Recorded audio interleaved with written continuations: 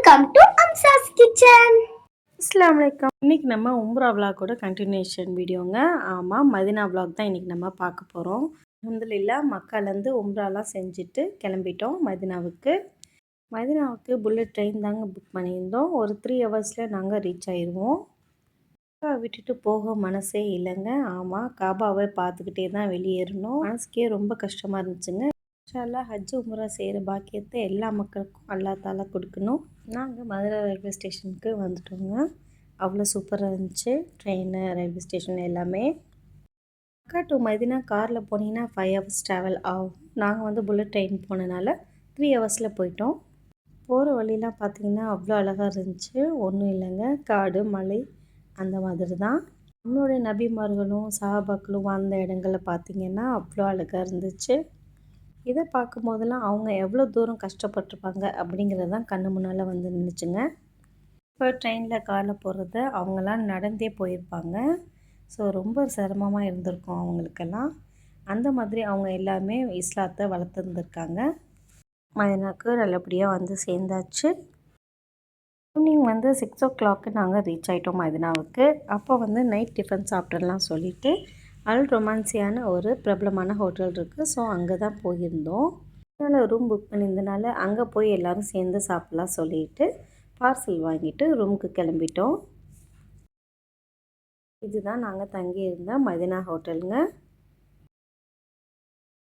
எப்பயுமே மதினா பள்ளிவாசலுக்கு பக்கத்தில் தான் ரூம் போட்டிருந்தோம்.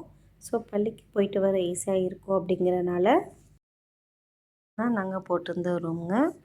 5 பெட் இருந்துச்சு.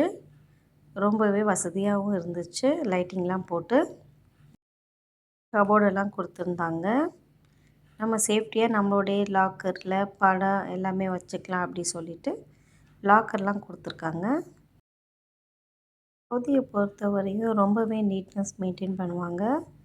ஆமாங்க, பாத்ரூம்லாம் ரொம்பவே நீட்டாக வச்சுருந்தாங்க.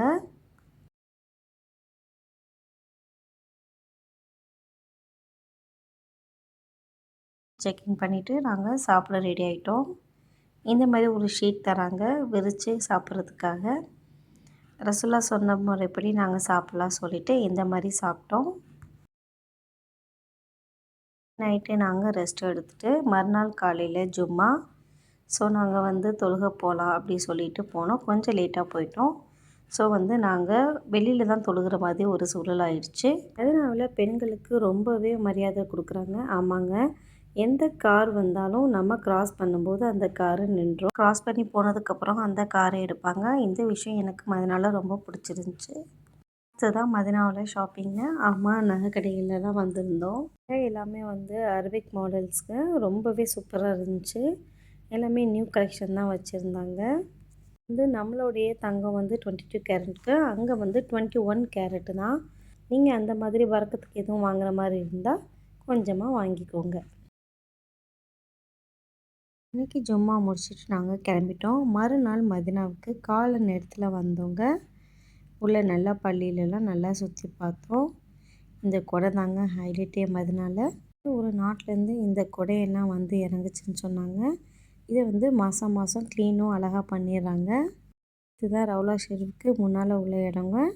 முன்னாடிலாம் ரவுலா ஷெரீஃப்க்கு சும்மாவே போக சொல்லுவாங்க. இப்போ அப்பாயின்மெண்ட் வாங்க சொல்கிறாங்க. அப்பாயின்மெண்ட் கிடைக்காதவங்க இந்த மாதிரி ரசூலா கபருக்கு பின்னால் திரை போட்டிருக்காங்க.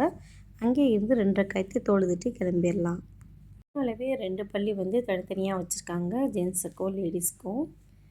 மறுநாள் காலையில் ஜியாரத்துக்காக கிளம்பியிருந்தோம். ரசூலா வாழ்ந்த இடங்களை பார்க்குறதுக்காக கிளம்பியிருந்தவங்க. இந்த பள்ளிவாசலில் 7 பள்ளிவாசல் ஒரே இடத்துல இருக்குது அப்படி சொல்கிறாங்க. ஜியாரத்துக்காக போன ஒவ்வொரு இடத்துலையும் 2 ரக்காத்து தொழுதுட்டு அங்கேருந்து கிளம்பிட்டோம். கிப்லத்தி அப்படின்னு ஒரு பள்ளிவாசல் இருக்குதுங்க. அங்கே ஒரு திசை வர்றதுக்கு முன்னாடி கிப்லத்தி அப்படிங்கிற பள்ளிவாசலில் தான் எல்லோரும் தொழுதுட்டு இருந்திருக்காங்க. ரசூலுல்லாஹ் தொழுதுகிட்டு இருக்கும்போது கிப்லாவோட வஹி வந்தனால அப்படியே திரும்பினதாக சொல்கிறாங்க.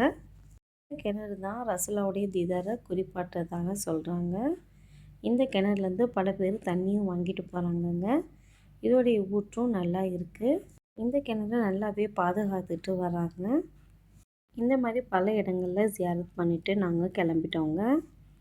நைட்டு நாங்கள் அல்பேக்கில் சாப்பிட்லாம் சொல்லிட்டு அல்பேக்கில் தாங்க சாப்பிட்டோம். அவ்வளோ சூப்பராக இருந்துச்சு. பார்பிக்யூலேருந்து எல்லாமே. உம்ராவோ ஹஜ்ஜு செய்ய போயிருந்தீங்கன்னா கண்டிப்பாக அல்பேக்கில் சாப்பிடுங்க. மஸ்ட்டு ட்ரைங்க. ஃபர்ஸ்ட் டைம் ஃப்ளைட்டில் போனனால எங்களுடைய குழந்தைங்களாம் குஷி ஆகிட்டாங்க. ஃப்ளைட் பறக்கிறது எங்களுடைய குழந்தைங்க அவ்வளோ இன்ட்ரெஸ்ட்டாக என்ஜாய் பண்ணுறாங்க. வாய்ஸோடு நான் வீடியோ போட்டிருக்கேன் பாருங்கள்.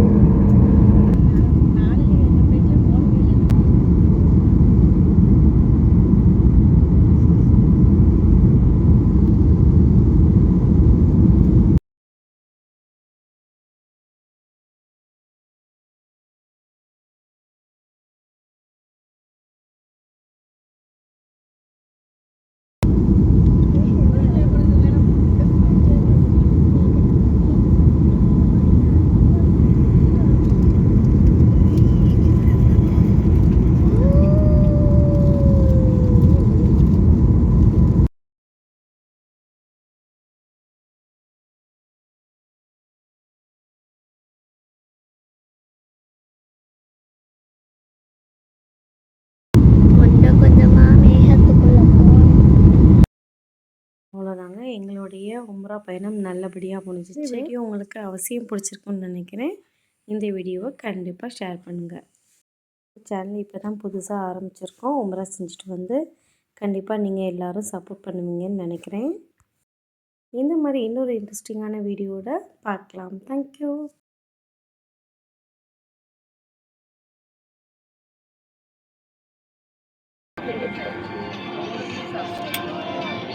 A reminder, this is a non-smoking flight, including e-cigarettes.